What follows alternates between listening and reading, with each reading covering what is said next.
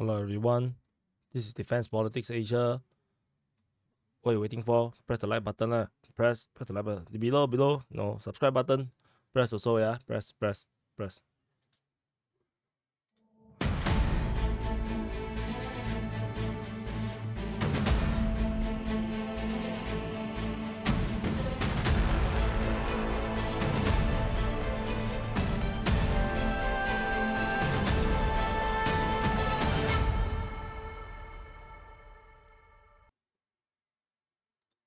Hello everyone, this is Defense Politics Asia, and this is the summary for the day of 753 for the 17th of March. Do press the like button and subscribe. And now, I'm going to start off with the frontline changes report, and we're going to start off with Belgorod Front. So for those that do follow this war very religiously, you probably have seen footage of Ukrainian forces going into a school over in Gorkovskii. And this is over within the Russian territory. There is seemingly no sign of fighting. The Ukrainian forces removed the Russian flag and planted their Ukrainian flag. And this basically signifies capture of the Russian territory over the north of Orlivka. But there is no signs of fighting. Like, there is no bullet holes. Everything looks perfectly fine. And even pro-Ukrainian OSIN claims that they walked 1 kilometer in, changed the flag, and then walked out. So, and I didn't say that. It's a pro-Ukrainian guy that said that. No, but I will, based on our standards, this is a Ukrainian capture, and so we will wait until Russia prove that they have retaken those positions. So otherwise, I will assume that they are there. So that's all for the Belgorod Front, Gorkovskii frontline change. The next frontline change is over in the Avdiivka Front. Over at Orlivka, Ukrainian mapping Deep State UA continue to show that the Russians have made progress over in Orlivka, and this time around taking almost all of Orlivka. I think left with this part, this small little part probably is even less than 10% of Orlivka. So we will probably see the full capture of Orlivka very, very soon. And the fact that the Ukrainian forces have been getting pushed back might be a sign that the Ukrainians may be running out of heavy equipments like Bradleys and maybe ammunition, maybe manpower, whatnot. I'm not sure. There might be some reasons why the Ukrainians are getting pushed back at Orlivka.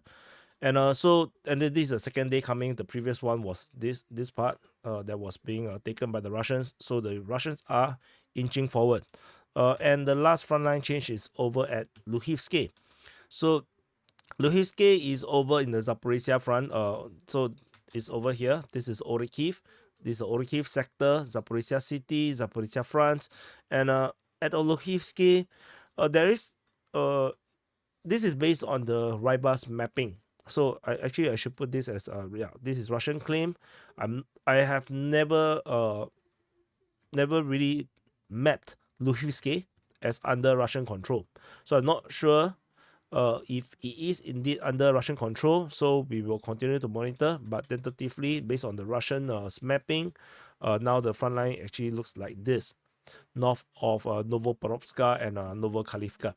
And nearby there is the capture of Myrne being reported by the Russian Defense Ministry, which is then the reverse. I have mapped Myrne as under Russian control. Somehow they say that they captured it. So that's go for you. The fog of war. Sometimes this is what happens, and especially for the Zaporizhzhia line, it was very vague. It's very vague. No one exactly knows fully 100% where the front line is. So yeah, so that's very, very interesting to me. So that's all for the frontline changes report. We go now to the strategic and tactical reporting. And we're going to start off with Transnistria. So, very interesting. Transnistria. There is a Ukrainian drone strike happening within Transnistria's territory over at Tiraspol. There is a suicide drone hitting a very, very old Mi-8 helicopter. So, this helicopter, I believe it should be considered to be under Transnistria's inventory. So the destruction, this of course went viral, and it caused some confusion because they thought that Transnistria is under attack. I mean, technically it is under attack, but it's not an Ukrainian offensive into Transnistria itself. And so this is also not the first time that the Ukrainians have attacked Transnistria. Previously, they actually did send drone attacks into Transnistria. They even sent infiltrators into Transnistria. I think some of them was arrested.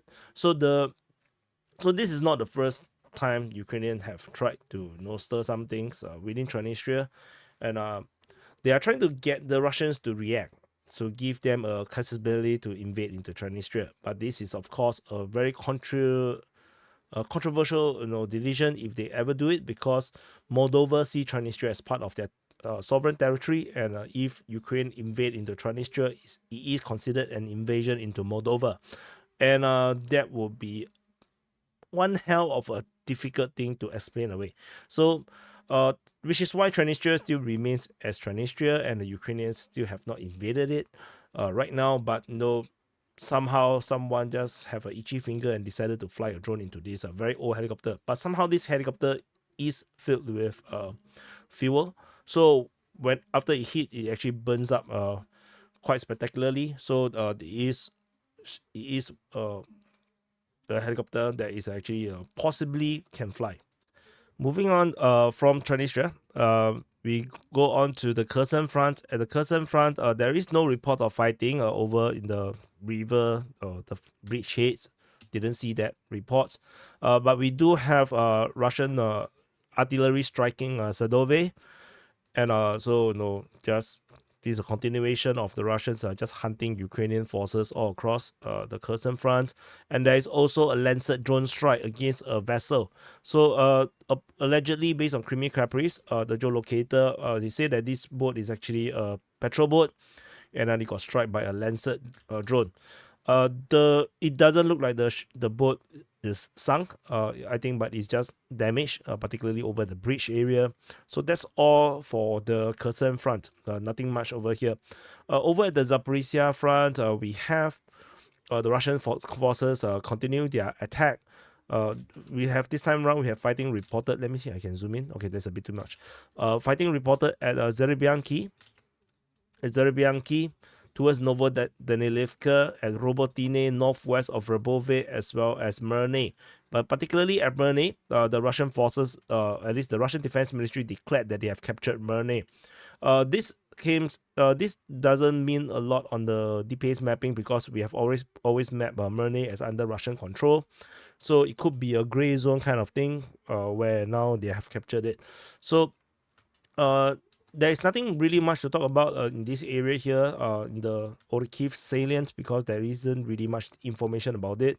At Myrne, the Russian Defense Ministry simply mentioned they have captured Myrne, and then based on Ryba's information, I got a phone call. Now I have no idea what I just said. So anyway, fighting reported at Myrne. So this information from Ryba, they say that the 35th Combined Army Army, they established control at Myrne, knocking out the territorial defense, the 203rd Battalion.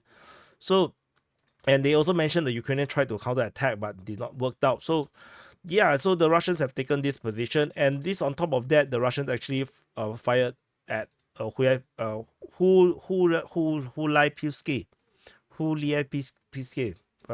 whatever that is. So the Russian forces are bombarding that while they are actually launching the attack through Myrne. We'll continue to monitor and see whether this is an intention, or there's any intention to go further north, cutting off the highway. So we shall continue to monitor. And sorry for the disruption. I have 2 phone calls, so I got very confused. So anyway, there is at Melnivka, there is a helicopter strike on a house and Melnivka. So there's nothing much to really talk about. It's just a geolocation or to show that the Ukrainians are there. We move on to the Donetsk Front. So this is the Donetsk Front at the Velika Novosilka sector, Voleda sector, and Marinka sector. And in this area here, there is actually only Ukrainian attack over at Vodian. Russians are concentrating in the Marinka sector with fighting at Novomihailivka, Bobeda, Georgievka, as well as Krasnohorivka. So the concentration is all over there. There's no more fighting reported around this area here, except there's one geolocation of a Russian airstrike at this what's this place called again? Urzaine. So that's all for this area. Let me zoom in. I believe that's yeah. There's no fighting around here. The Russian Defense Ministry mentioned the Ukrainians attacking in the Vodian region, but again, this front line is very unclear. It's not so sure why they use the word Vodian. So we will continue to monitor whether if there is a Russian capture that is totally unreported by most of our sources. So over at Novomihailivka, there seems to be some major attack. The geolocation of by Deep State UA of the Russian attack going down this road, showing multiple strikes on the Russian armored. That shows that the Ukrainians still have very firm control over Novomihailivka, and there is also a strike, artillery strike on Ukrainian positions over at the farm region. So the front line definitely is still very fierce. The Ukrainians still have very firm control over the front lines. Whatever this is not that strong in terms of the Russian position. So the fact that the Russian forces still get strike driving down this road up to Novomihailivka shows that the Russians don't really have very firm control over this area just yet. So we will continue to monitor the this battle of Novomihailivka. Further up north, there is no more information. There is just another geolocation of I think drone strike or something on the Russian forces. Nothing important. So no news regarding Krasnohorivka. So yeah, very bizarre. That's all for the Donetsk front. Over at the Avdiivka Front. At the Avdiivka Front, the Russian forces continue to put pressure on the Ukrainians. Fighting reported in the Nevelske region. Over at Povomaisky, Zhevene region, Tonenke, Orlivka, Bedaichi. Ukrainian forces are still trying their best to counterattack, with fighting reported at Novobakhmutivka, Bedaichi, over at Vodian and Povomaisky. So, but you can see that the entire center part has kind of lost it. The Ukrainians now, you can see the attack is only on the flanks. The counterattack is only on the flanks. The entire initiative in the center has shifted into a Russian initiative. So, and this also accumulated in the fact that the Russians have taken grounds over at Orlivka. The Russians, this is based on the mapping by the Ukrainian mapping. So the Russians are on the verge of full capture of Orlivka, fulfilling this prophecy by Russian mapping. This Russian mappings is still not corroborated by the Ukrainian side. So the Ukrainians are definitely still, their mapping is still more, reliable, at least Deep State UA. So situation will continue. We will continue to monitor the situation over at the Avdiivka Front. Over at the Niu-York Front, there is some fighting. The Ukrainians restarted their attack at Sumy and Pivdene, and the Russians attack at Oleksandropil. So we will continue to monitor.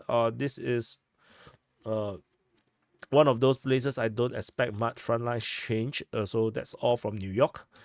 Moving on to the Bakhmut Front. In the southern flank of the Bakhmut Front, Russian forces continue their usual attack at Klishchiivka, Andriivka, Kudyumivka, and this time around at Ozeranivka. So suddenly there is this increase in the attention at Kudyumivka and Ozeranivka. Again, it might be yet another false positive because another inaccuracy, because previous time I thought that they are serious, then they're not serious. The Russians always like this. It's very hard to predict the Russians when they are very serious. So tentatively we'll continue to monitor, and this is looking like some Christmas tree, very fat Christmas tree. Moving on to the northern flank, the Russians are attacking at Bodanivka as well as at Ivanivsky. So this is the situation. Not much changes, so it could be just very positional, fighting over in this northern part of the Bakhmut front. We move into the Siversk Front. At the Siversk Front, the Russian forces are attacking at Rozdolivka, and that's about it. There's no fighting reported at Belgorod in the Luhansk region. So that's all from the Siversk Front. And if you are still watching at this point at 40 minutes, do press the like button and subscribe. We move on to the Kreminna Front. Kreminna Front, as per I mentioned in the last SITREP, has went quiet. There's nothing over here. And Zaporizhzhia Front also very quiet. Over at the Kupyansk Front, Russian forces are reportedly attacking at Sinkivka and Kaislivka. Ukrainian forces are attacking at Sinkivka, and that's about it. So we'll continue to monitor. I don't think there's anything serious around here. And we go into the Belgorod Front, the most exciting front line right now, other than the Avdiivka Front. The Ukrainian forces continue to be pushing at Kozinka. So fighting is reported at Kozinka, according to the Russian Defense Ministry and Braiba. The fighting is still pretty much on the western outskirts of the settlement, pretty much in this area here, like this area here. And the Ukrainian forces are generally trying to attack through the forest because there's more cover over there. Moving through the open, of course, is a death trap. And they did try to send helicopter. This is geolocated just within the Russian territory, around 300 meters into the Russian territory. They landed troops. However, the helicopter is shot down by a manpad. And so this destruction of the helicopter must be very expensive for the Ukrainians, because the Ukrainians don't really have that much helicopters left now. So this fighting continues, but it still did not really do much. It doesn't seem like the Ukrainians actually go very far. And there's no new geolocation. The geolocations today I saw from Kreminna Caprice is already reported by military summary already, which I already mapped around here. So we will continue to monitor the situation at Kozinka. I don't think it's going to go far. At Popivka itself, the Russian forces are striking Ukrainian positions with airstrikes and artillery strikes, as well as drone strikes, hitting Ukrainian positions within Popivka, handicapping the Ukrainians from making another advance over towards Spodyario Shino. So this is it. As I mentioned, the Belgorod offensive is effectively over. They can't really do much now. With small group of forces, without an armored feast, I don't think they can do much things. There is, of course, this propaganda piece with the Ukrainian units entering into Gorkovskii, planting some flag over at this school. So this is confirmed geolocation. I actually geolocated this myself as well. So this is actually a confirmed geolocation, and this shows possible Ukrainian capture of this part of this border region. However, rumors says that the Ukrainian forces that planted the flag have actually withdrawn back into Ukrainian territory, which means that it's rather pointless if they actually do that, because you risk your life walking a kilometer into enemy territory just to plant the flag is rather pointless. But of course, based on our standards of mapping, we will consider this as a Ukrainian capture. So that's all for this Belgorod Front. Otherwise, over at the Sumy region, there is a geolocation of a drone strike on the Ukrainian position at Khotin, and this is within the Ukrainian territory. And that's all. The Russian attack, the infiltration at Stara Huta as well as Brusky was not repeated. The Ukrainian Defense Ministry did not mention about this attack anymore. So this might just be a probing attack. So that's all for the SITREP. This is the summary for the day of 753 for the 17th of March. So, just some very short conclusions. The Transnistria situation of the helicopter strike by the drone, the helicopter destruction is not going to do much. The Ukrainians do not dare to attack into Transnistria without the mandate from Moldova, and Moldova really do not want to get embroiled into this conflict, because the reality is, if war spill over into Moldova, the higher chance is that in the longer term, Transnistria will become bigger. So rather than this a badly drawn banana, they will actually become a very big, fatter banana. So we will continue to monitor, but I don't think that's much to be excited about. Similarly, going back to Belgorod, the Ukrainian offensive over in Belgorod is effectively over. I do not see them able to do much more. They are just simply, trying to squeeze out whatever they could. Although I still find it very interesting that they managed to walk into the Gorkovskii in without opposition. That's actually quite funny. And but the fighting over this area here, especially with the destruction of the Mi-8, just show that the Russians are very, very near. This corroborates that the Russians have very firm control over this area here, with the helicopter flying in this area and get destroyed. With a man-pad means that the Russian forces are really nearby. So that's all for this Belgorod Front. And we move on to, at the Avdiivka Front, as I mentioned just now in the SITREP. The fact that the Ukrainian attacks are only reported in the flanks over at Vodian, Performansky, Badaichi, and Novobakhmutivka, with that entire central part being entirely a Russian attack, shows that the lines is starting to break again. This window has starting to break again. Of course, the Ukrainians have a lot more troops right now, so they will definitely try to plug the hole to stop any breakthrough. But it just does shows that the center part is still the weak spot. It's still the weak point that the Ukrainians are trying to plug the hole. Otherwise, the battles in the Marinka sector have just went very quiet. The battle of Krasnohorivka, battle of Georgievka, battle of Novomihailivka has all went really quiet. I think the Russians are not really focusing that much. They did try at Novomihailivka a lot. Yesterday's report was that they are attacking in 2 different directions, and one of this direction was actually taken. The video was taken on the drone, but it must have failed. So the attack has failed. So we will continue to monitor. Otherwise, I think the rest of the front line is rather tame, and not really worth talking too much about it. And at Zaporizhzhia, of course, the Russian Defense Ministry announced the capture of Myrne.